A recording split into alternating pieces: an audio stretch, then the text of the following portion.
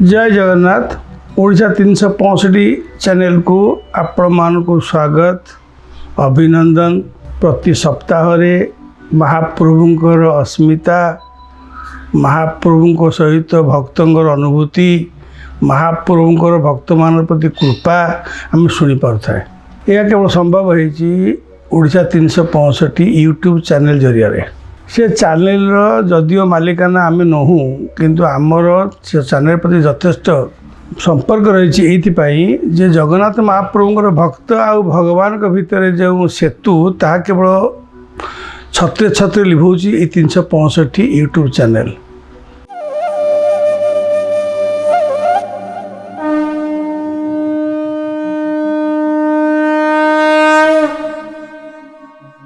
यही परिस्थिति रे आम मैंने प्रत्येक ओडिया महाप्रभु प्रति एभली अंगांगी भाव जड़ित थाए जे महाप्रभु विषय जिते शुणिले भी आम नियंटिया लगे आउरी शुणा इच्छा हुए कहीं ओडिया और जगन्नाथ महाप्रभु संपर्क किंभूत किमाका। आज आम आउ गोटे नुआ प्रकार संपर्क विषय आलोचना करवा। संपर्कटी हूँ जे अनेक ओडिया अच्छा जो मैंने कि निजक नीलमाधव पूजा करके विश्वावसुर वंशधर बोली गर्व करती। सेवायत नुहति सेवायत बाहर यही जन माँ को विषय आलोचना करवा। सी हूँ क्षण प्रभा बेहरा घर हूँ कुजंग बाघोई घरे नीलमाधव हूँ इष्ट। सी जन अवसर प्राप्त शिक्षक तांकर इष्ट होती नीलमाधव। से नीलमाधव पूजा करती एवं से कंटिलो जाती। संपर्क विचार करंतु नीलमाधव पूजा करवा एवं कंटिलो पीठ सहित संपर्क रखिबार जो मानसिकता एवं निजको विश्वावसुर वंशधर बोली जो मानती एवं महाप्रभुंकर विधि विधान सबुथिरे निजर कर्तव्य निभाई थांती। ये चलित गत जो नवकलेवर है सेते बेले से निजको नीलमाधवर वंश को उपासना करुछंती। से माने नवकलेवरटी को विधिबुधा को पालन कले हविष करवा एक ओलिया खाइबा कौन सी न जीव जहाँ जहाँ विधि अच्छी आम जमी करे सेमती कले। दिन राति रे क्षण प्रमा शोचती से स्वप्न विचित्र जिनस देखिले जे भितर काठ पाखे से ठिया जन गिड़ा लोक आड़े चाहती जेन डेंगा लोक पछकू चाहिए अर्थात रत्न सिंहासन आड़े चाहती। एवं से डेंगा लोक जो रत्न सिंहासन आड़े चाहती से गेड़ार जो लोक जो क्षण प्रभा माँ काड़े चाहती से कहते कहूनु साधु को आसवे कहूनु साधु को आसवे एति बेले निदटी भांगीगला। ये आश्चर्य हेल्ले साधु को आसवे बोली मत कौन डाकिला किए से कौन साधु को आसवे। जदियो ये नीलमाधव को उपासना करती घर नीलमाधव विग्रह अच्छे 100 वर्ष ऊर्ध्व हम परिवार रे कना कुजंग सहित महाप्रभु संपर्क अति निबिड़ से मेरी माटी सहित यह सत्य। तापरे कौन साधु बोली जावाक निमंत्रण कले साधु को डाकुन बोली कहले ये भी व्यस्त हेल्ले कौन साधु बोधे आम अल्प दिन तक पिता देहांत होता है। से बोले कहले साधु की त्रुटि हो जो स्वप्न देखिली व्यस्त हो पड़े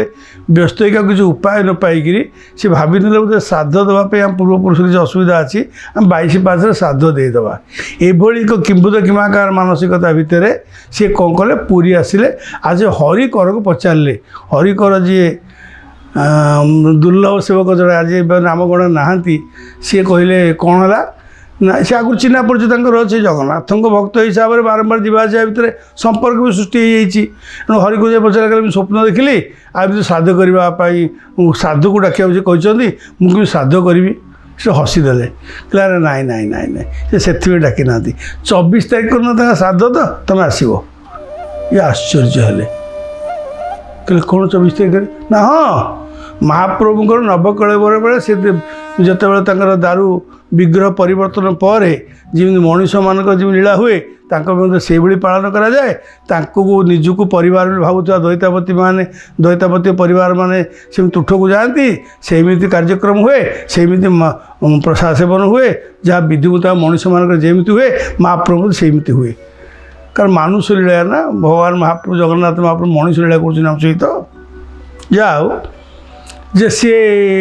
24 तारीख दिन आसिया हरि करे कहले अपेक्षा करें 24 तारीख देखा कौन हो 24 तारीख दिन से आसी पहुँचले 24 तारीख हो कौन ना महाप्रभु को उद्देश्य रे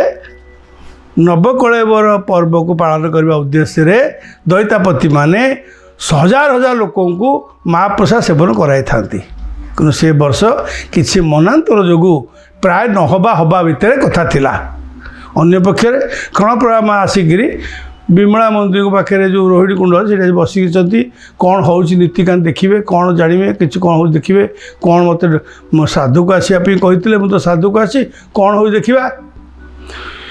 यही बसिया भितर संध्या होगा संध्या हो कहले कौन आ तो कहीं किसी डाकुना कि ना खाली गोटे कथा शुभला कौन ना जो नीतिकांति हवा कथा से नीतिकांति बंद कारण दैतापति मान भर बद होसे महाप्रसाद भोजन हम ना ये चिंता कले महाप्रसाद भोजन है ना महाप्रसाद मत कहते आसपी मुझे आउ ठीक अच्छे ये कहीकि एपटे आसिक रोहिणी कुंड ठू आसिक उत्तर द्वार को आसिले जीमित उत्तर द्वार को आसती तत्क्षणात 5-7 जन दैतापति सेवक मैंने आसिक लक्ष्मी पाखे पाटगणा भितर कहले जो मैंने सब अच बस प्रसाद सेवन हम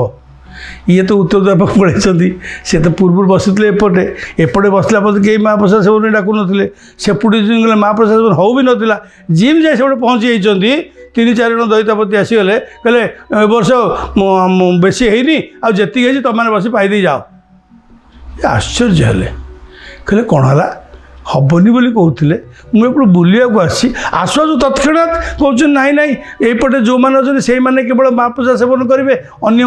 ना ए वर्ष कम हो मतांतर जो हो नाला विधि विधि रक्षा करने जो मैंने अच्छे बसी जाओ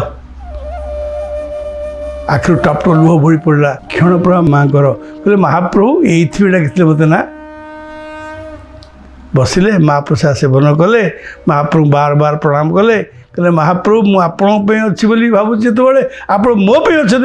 बोली मुझे अनुभव कली ये हूँ ओडिया संपर्क ओडिया और जगन्नाथ ओतप्रोत भाव जड़ित जगन्नाथ महाप्रभु किए केमी विचार करे एमाने निजको